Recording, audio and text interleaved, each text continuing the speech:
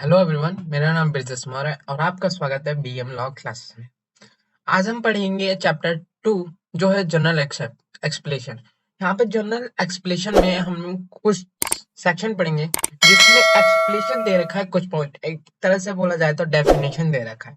सो इससे पहले हमने जो पढ़ा वो पहले पढ़ा हमने सेक्शन 1 to 5, 1 2 3 4 5 पढ़े हमने, जिसमें टाइटल दे रखा था पेनल्टी क्राइम कब कहा जाता है, ये सब चीजों के बारे में हम पढ़ा थे। आज से हम स्टार्ट करेंगे सेक्शन 61 टू सेक्शन 51 तक।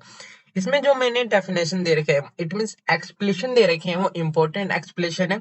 हम इंपॉर्टेंट एक्सप्लेनेशन ही पढ़ेंगे। सो स्टार्ट करने से पहले अगर आपने इस चैनल को सब्सक्राइब नहीं करा सो प्लीज सब्सक्राइब कर लेना, और जिससे आपको आगे चल के बहुत सारी video related to IPS, IPC, CrPC and CPC से रिलेटेड आपको वीडियो मिलती रहेगी। सो चलिए स्टार्ट करते हैं आज का सबसे पहला सेक्शन जो है सेक्शन 6, जो बता रखा है डेफिनेशन इन दिस कोड। जो डेफिनेशन दे रखा है in this code to understood subject to exception.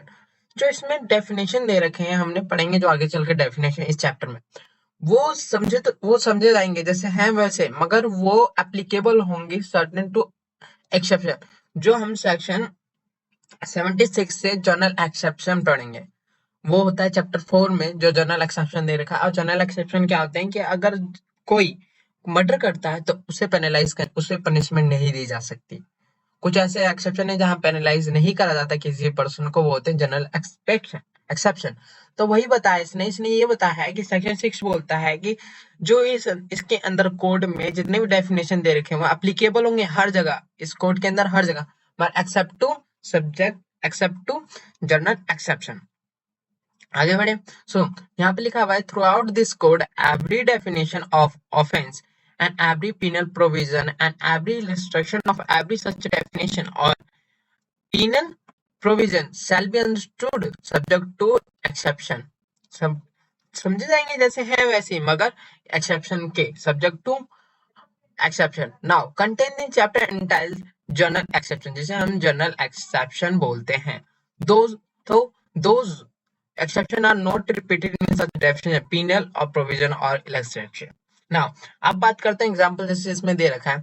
A section in this code which contain definition of offense do not express that child under 7 year of age cannot commit such offense। क्या हुआ है section 66 में, 76 में बता रखा है कि एक 7 ईयर का, अगर मान लिया जाए 7 साल से छोटा बच्चा है, अगर वो किसी का मर्डर करता है या फिर ऑफेंस कमिट करता है तो उसे पीनल पीनल प्रोविजन उस पर लागू नहीं होते, उसे पेनलाइज नहीं करा जाएगा, पनिशमेंट नहीं दी जाएगी। तो इसमें ये बोला गया है कि जो सेक्शन दे रखा ऑफेंस का, वो एक्सपेक्ट ये नहीं बोलता है कि जो अंडर 7 इयर्स है वो एक ऑफेंस कमिट नहीं कर सकता, but the definition are to be under subject to general exception which provide that nothing shall be an offense which is done by a child under 7 year year of age। इसमें ये बोला गया है कि जो हमने डेफिनेशन दे रखे हैं वो ये नहीं बोलता ऑफेंस का डेफिनेशन कि 7 साल का बच्चा, 7 साल से छोटा बच्चा कोई ऑफेंस कमिट कर सकता है, मगर ये बोला गया है कि अगर कोई 7 साल का बच्चा, अगर कोई 7 साल से छोटा बच्चा है या चाहे अगर कोई कमिट करता है ऑफेंस तो उससे ऑफेंस नहीं माना जाएगा ना। अब बात करूंगा डेफिनेशन की, जैसे मैंने बोला कुछ कुछ डेफिनेशन हमने यहाँ रख रखे हैं, जैसे जज। द वर्ड जज denote not only every person who is officially designated as a जज।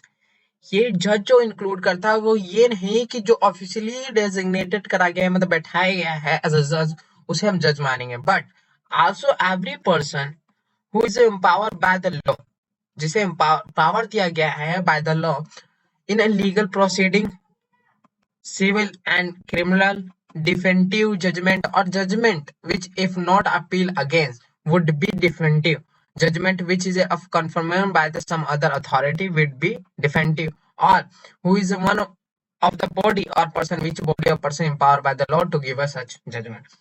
सिंपल बात है, जज जो ऑफिशियली जज है ऑफिशियली अपॉइंट करे डेजिग्नेटेड करा गया वही जज इस डेफिनेशन में इंक्लूड नहीं था। हर एक वो पर्सन जिसके पास पावर दी गई है लीगल प्रोसीडिंग के लिए, सिविल डिफेंस जजमेंट, ये सब पर्सन भी जज की तरह जज के डेफिनेशन में इंक्लूड कर जाते हैं जो है सेक्शन 19। हाँ, बात करते हैं section 20 court of justice. The word court of justice denote a judge who is empowered by the law act judicially alone। क्या कोर्ट ऑफ जस्टिस वो है कि जज को पावर दी गई है, किसको, जज को पावर दी गई है तो जुडिशली एक्ट कर सके, जुडिशली अलाउड मतलब न्याय न्याय दे सके वो अकेले ही। और क्या हो सकता है, बॉडी ऑफ जज भी हो सकते हैं which is power by the law act judicially as a body. और बॉडी ऑफ जज इट मींस बहुत सारे जज भी हो सकते हैं, एक या एक से ज्यादा भी, दो या दो से ज्यादा भी जज हो सकते हैं जिन्हें पावर दिया गया एक्ट कर सके जुडिशरी, उसे हम कोर्ट ऑफ जस्टिस कहते हैं। नाउ बात करते हैं पब्लिक सर्वेंट, जो बता रखा है सेक्शन सेक्शन 21 में। The power of public servant denote a person falling under any of the description hereinafter falling namely.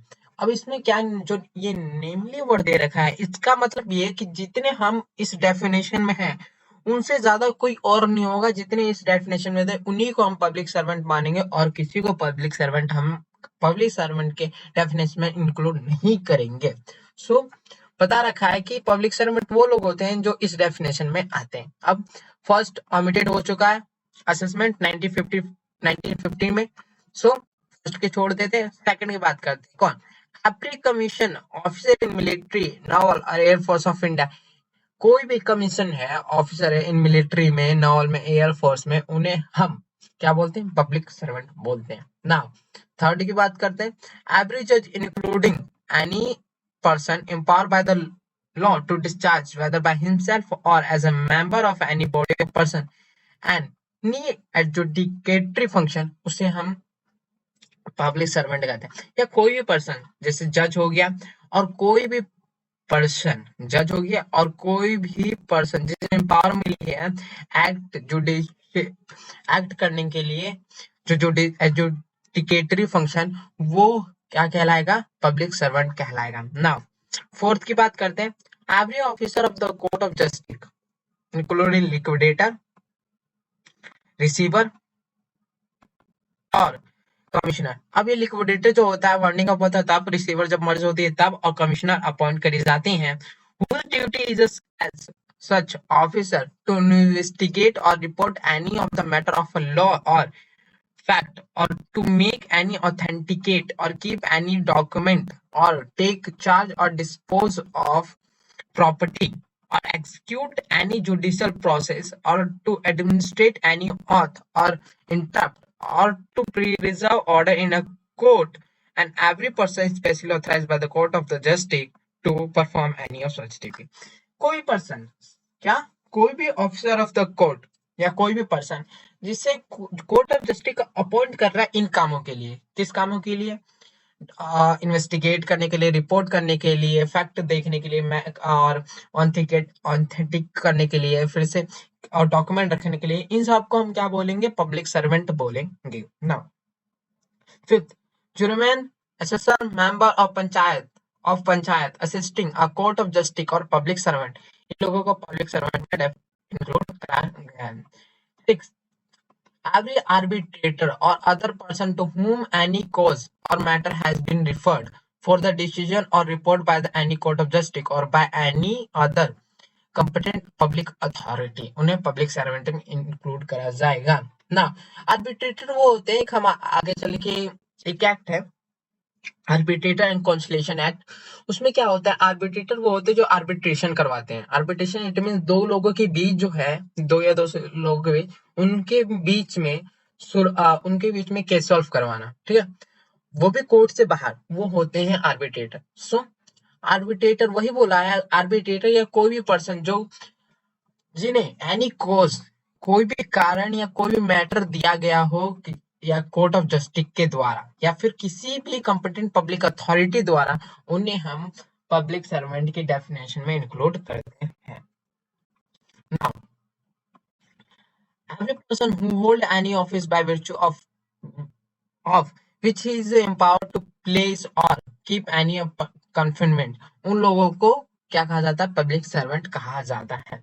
Now eighth, every officer whose duty is as a such officer to prevent offense, to give information of offense or bring offender to justice or protect the public health, safety or convenience, इन लोग को भी public officer कहा जाता है, public servant कहा जाता है। जैसे कोई भी पर्सन जो प्रिवेंट, जो रोकता ऑफेंस को, ऑफेंस होने से बचाता हो, प्रोटेक्ट करता हो पब्लिक हेल्थ को या फिर सेफ्टी को या फिर कन्वीनियंस को, उन लोगों को हम पब्लिक सर्वेंट के डेफिनेशन में या पब्लिक सर्वेंट कहते हैं। नाइन्थ की बात करते हैं, every officer whose duty is such officer,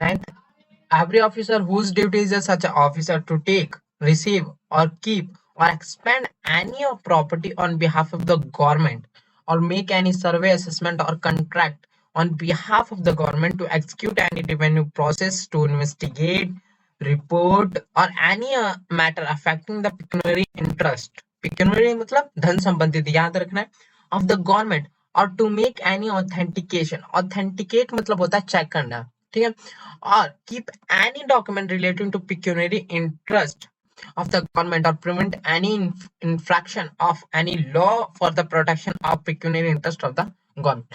simple सी बात है, एक तरफ से मैं बोलूं तो कोई भी ऐसा पर्सन जो गवर्नमेंट के बिहाफ पे वर्क करता है, या वो एंटर करना हो किसी कॉन्टेक्ट में, डॉक्यूमेंट रखना हो, या फिर किसी की प्रोटेक्शन करना हो, डॉक्यूमेंट की प्रोटेक्शन करना हो, या फिर ऑथेंटिकेट करना हो, उन्हें हम पब्लिक सर्वेंट कहते हैं। 10th, every officer whose duty is it is such as the officer to take, receive, keep or expend any property or make any survey, assessment or levy any rate or tax for any secular common purpose of the any village, town or district, or make, authenticate or keep document for the asserting of the right of the people any village, town और district, उन्हें officer, उन्हें public servant कहा गया। तो कोई भी officer जिसका काम हो रखना, डॉक्यूमेंट रखना, उन्हें भेजना, प्रॉपर्टी के रिलेटेड सर्वे करना, रेट लगाना, जैसे म्यूनसिपलिटी रेट लगता है ना म्यूनसिपलिटी में, आगे चलकर हम टैक्स, अगर आपके पास होगा तो आप टैक्स में पढ़ेंगे, उसी तरह से जितने भी टैक्स लगाते हैं किसी भी विलेज में, ऑथेंटिकेट करता है, डॉक्यूमेंट रखता है, या फिर राइट ऑफ पीपल पता करता है किसी भी विलेज में, उसे हम पब्लिक सर्वेंट की डेफिनेशन में इंक्लूड करते हैं। अब बात करते हैं wrongful gain क्या होता है। wrongful gain is a gain by unlawful means of property to which the person gaining is not legally entitled। wrongful gain वो गेन होते हैं जो कोई भी पर्सन अनलॉफुली, मतलब वो लॉफुली तो उसके पास नहीं होना चाहिए, unlawfully, unlawful means of property to which the person gaining is not legally entitled, उसके पास वो अधिकार नहीं है मगर तब भी उससे वो प्रॉपर्टी लेता और उससे गेन करता, उसे होता है wrongful gain। wrongful लेस भी इसका अपोजिट, अगर किसी ने प्रॉपर्टी को अनलॉफुल या इलीगली अपने पास प्रॉपर्टी रखी है, उसे लॉस होता है, तो उससे हम बोलते हैं wrongful loss। dishonesty, whenever does anything with the intention of causing wrongful gain or to one person or wrongful loss to another person is said to be dishonestly। अब क्या बोला गया है कि कोई भी पर्सन अगर कुछ भी करता है, इंटेंशन होना चाहिए उस रॉन्गफुल गेन का या फिर लॉस का, या फिर किसी पर्सन के अगेंस्ट, उसे हम डिसऑनेस्टी बोलते हैं। fraudulently, any person is said to be think fraudulently if does that thing with the intent to defraud but not otherwise।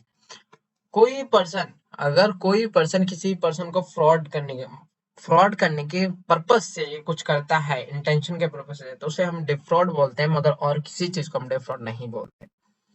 Now counterfeit, a person is said to be counterfeit whose goes to one thing, to resemble another thing।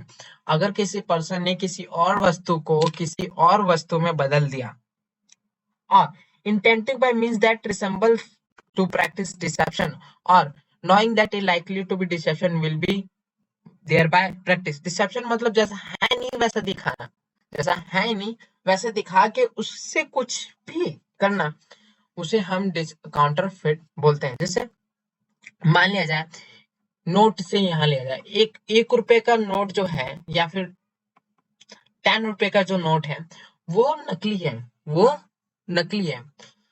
और ये क्या बता रहे हैं कि वो जो note है वो दिख तो रहा है असली की तरह, रियल नोट, मगर है नहीं वो, उसे बोलते हैं काउंटरफिट।